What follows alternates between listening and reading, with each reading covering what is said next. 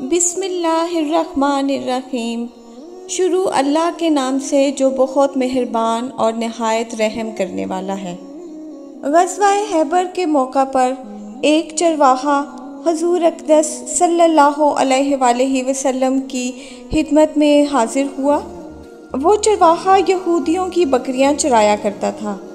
جب دیکھا کہ خیبر سے باہر مسلمانوں کا لشکر پڑاؤ ڈالے ہوئے ہے، اس کے دل میں خیال آیا کہ میں جا کر ان سے ملاقات کروں اور دیکھوں کہ یہ مسلمان کیا کرتے ہیں اور کیا کہتے ہیں۔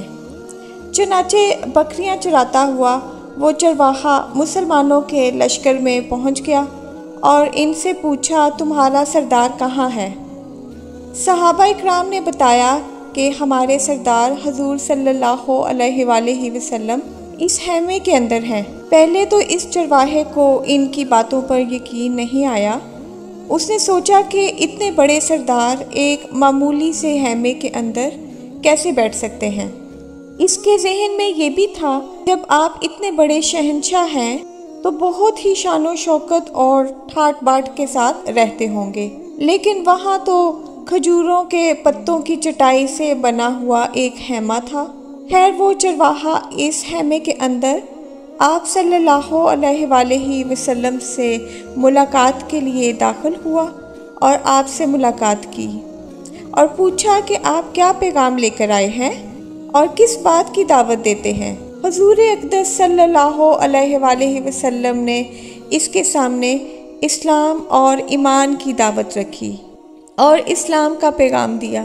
اس نے پوچھا کہ اگر میں اسلام کی دعوت قبول کر لوں تو میرا کیا انجام ہوگا اور کیا رتبہ ہوگا۔ حضور اقدس صلی اللہ علیہ وآلہ وسلم نے ارشاد فرمایا کہ اسلام لانے کے بعد تم ہمارے بھائی بن جاؤ گے اور ہم تمہیں گلے سے لگائیں گے۔ اس چرواہے نے کہا کہ آپ مجھ سے مذاق کر رہے ہیں، میں کہاں اور آپ کہاں؟ میں ایک معمولی سا چرواہا ہوں اور میں ایک سیاہ فام انسان ہوں، میرے بدن سے بدبو آ رہی ہے، ایسی حالت میں آپ مجھے کیسے گلے سے لگا سکتے ہیں؟ حضور اقدس صلی اللہ علیہ وآلہ وسلم نے فرمایا کہ ہم تمہیں ضرور گلے سے لگائیں گے اور تمہارے جسم کی سیاہی کو اللہ تعالیٰ مٹا دے گا اور اللہ تعالیٰ تمہارے جسم سے اٹھنے والی بدبو کو خوشبو میں تبدیل کر دیں گے۔ یہ بات سن کر وہ فوراً مسلمان ہو گیا اور کلمہ شہادت پڑھ لیا۔ پھر حضور اقدس صلی اللہ علیہ وآلہ وسلم سے پوچھا کہ یا رسول اللہ، میں کیا کروں؟ آپ صلی اللہ علیہ وآلہ وسلم نے فرمایا کہ تم ایسے وقت پر ایمان لائے ہو کہ نہ تو اس وقت کسی نماز کا وقت ہے کہ تم سے نماز پڑھاؤں اور نہ ہی روزے کا زمانہ ہے کہ تم سے روزہ رکھواؤں، زکوٰۃ تم پر فرض نہیں۔ اس وقت تو صرف ایک ہی عبادت ہو رہی ہے جو تلواروں کی چھاؤں میں انجام دی جاتی ہے، وہ ہے جہاد فی سبیل اللہ۔ اس چرواہے نے کہا، یا رسول اللہ صلی اللہ علیہ وآلہ وسلم، میں اس جہاد میں شامل ہو جاتا ہوں، لیکن جو شخص جہاد میں ہوتا ہے اس کے لیے دو میں سے ایک صورت ہوتی ہے، یا غازی ہو یا شہید۔ تو اگر میں اس جہاد میں شہید ہو جاؤں تو آپ میری کوئی ضمانت لیجئے۔ حضور اقدس صلی اللہ علیہ وآلہ وسلم نے فرمایا کہ میں اس بات کی ضمانت لیتا ہوں کہ اگر تم اس جہاد میں شہید ہو گئے تو اللہ تعالیٰ تمہیں جنت میں پہنچا دیں گے اور تمہارے جسم کی بدبو کو خوشبو سے تبدیل فرما دیں گے اور تمہارے چہرے کی سیاہی کو سفیدی میں تبدیل کر دیں گے۔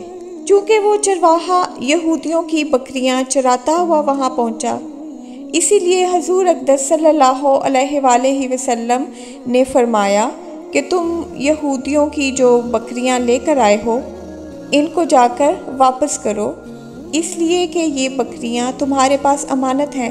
اس بات سے یہ اندازہ لگائیں کہ جن لوگوں کے ساتھ جنگ ہو رہی ہے، جن کا محاصرہ کیا ہوا ہے، ان کا مال غنیمت ہے، لیکن چونکہ وہ چرواہا بکریاں معاہدے پر لے کر آیا تھا، اس لیے آپ نے حکم دیا کہ پہلے وہ بکریاں واپس کر کے آؤ، پھر آ کر جہاد میں شامل ہونا۔ چنانچہ اس چرواہے نے جا کر बकरियां वापस की और वापस आकर जहाद में शामिल हुआ और शहीद हो गया।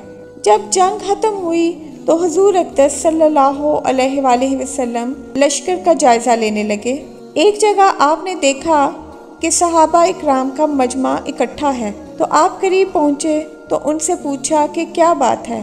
सहाबा इकराम ने फरमाया, जो लोग जंग में शहीद हो गए हैं इनमें से एक आदमी ऐसा भी है कि जिसको हम में से कोई नहीं पहचानता। आप सल्लल्लाहु अलैहि वसल्लम ने फरमाया कि मुझे दिखाओ।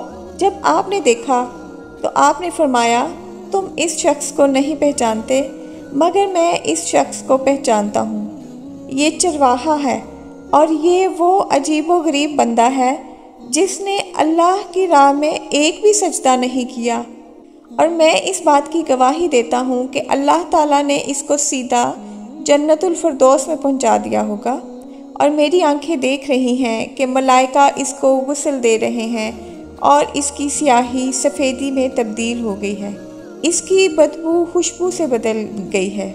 इस वाक़या से हमें ये सबक मिलता है कि अगर कुछ अर्सा पहले इस चरवाहे को मौत आ जाती तो सीधा जहन्नुम में चला जाता, और अब इस हालत में मौत आई कि ईमान ला चुका है और सरकार दो आलम सल्लल्लाहु अलैहि वसल्लम का ग़ुलाम बन चुका है।